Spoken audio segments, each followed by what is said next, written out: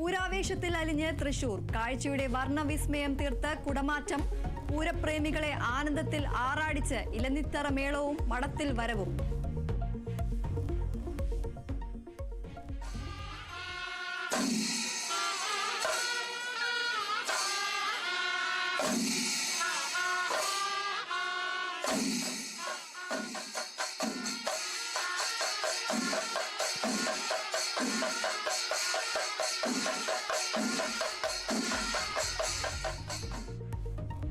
ആവേശമായി കൊമ്പൻ തെച്ചിക്കോട്ടുകാവ് രാമചന്ദ്രൻ.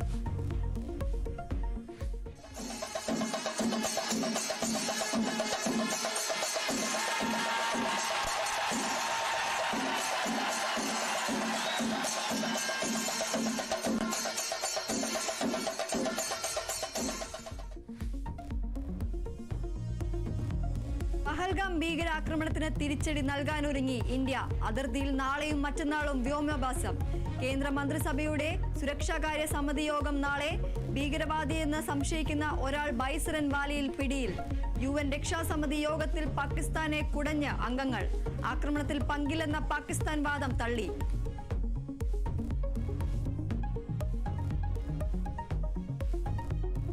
റാപ്പർ ബേഡിനെതിരായ പുലിപ്പള്ളി കേസിൽ കോടനാട് റേഞ്ച് ഓഫീസർക്ക് സ്ഥലം മാറ്റം. നടപടി സ്ഥിരീകരിക്കാത്ത വിവരങ്ങൾ പരസ്യമാക്കിയതിന് അധീഷിനെ മാറ്റിയത് മലയാറ്റൂർ ഡിവിഷന് പുറത്തേക്ക്.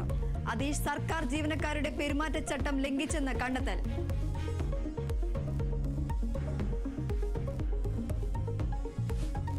ദേവികുളം MLA A രാജയുടെ തെരഞ്ഞെടുപ്പ് സുപ്രീം കോടതി ശരിവെച്ചു. തെരഞ്ഞെടുപ്പ് റദ്ദാക്കിയ ഹൈക്കോടതി ഉത്തരവ് സുപ്രീം കോടതി റദ്ദാക്കി. CPIM MLA ആയ രാജ സംവരണത്തിന് അർഹൻ. രാജയ്ക്ക് പട്ടിക വിഭാഗം സീറ്റിൽ മത്സരിക്കാൻ അർഹതയുണ്ടെന്ന് സുപ്രീം കോടതി. MLA എന്ന നിലയ്ക്ക് ഇതുവരെയുള്ള എല്ലാ ആനുകൂല്യങ്ങളും രാജയ്ക്ക് നൽകണമെന്ന് കോടതി.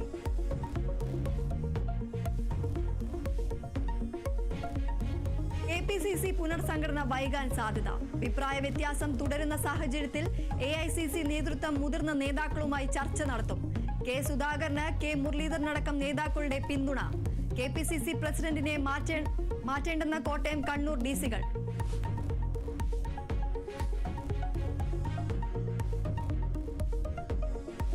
മുല്ലപ്പെരിയാർ ഡാമിൽ മേൽനോട്ട സമിതി നിർദ്ദേശം നടപ്പിലാക്കണമെന്ന് കേരളത്തോടും തമിഴ്നാടിനോടും സുപ്രീം കോടതി. എന്തുകൊണ്ട് നടപ്പാക്കിയില്ലെന്ന് കോടതിയുടെ ചോദ്യം. 2 ആഴ്ചയ്ക്കകം തുടർ നടപടി സ്വീകരിക്കാൻ സംസ്ഥാനങ്ങൾക്ക് നിർദ്ദേശം.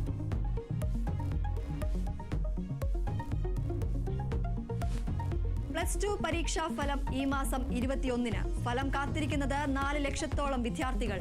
7 ജില്ലകളിൽ +1-ന് 30% സീറ്റുകൾ വർദ്ധിപ്പിക്കുമെന്ന് വിദ്യാഭ്യാസ മന്ത്രി. യോഗ്യരായ എല്ലാ വിദ്യാർത്ഥികൾക്കും പ്രവേശനം ഉറപ്പാക്കുമെന്നും V ശിവൻകുട്ടി.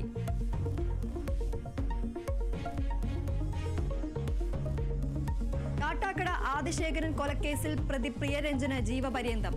പ്രതി 10 ലക്ഷം രൂപ പിഴയടക്കണം.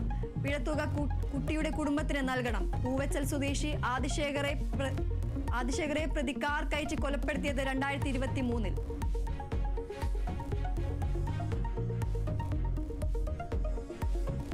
ജഡ്ജിമാരുടെ സ്വത്ത് വിവരങ്ങൾ പുറത്തുവിട്ട സുപ്രീം കോടതി.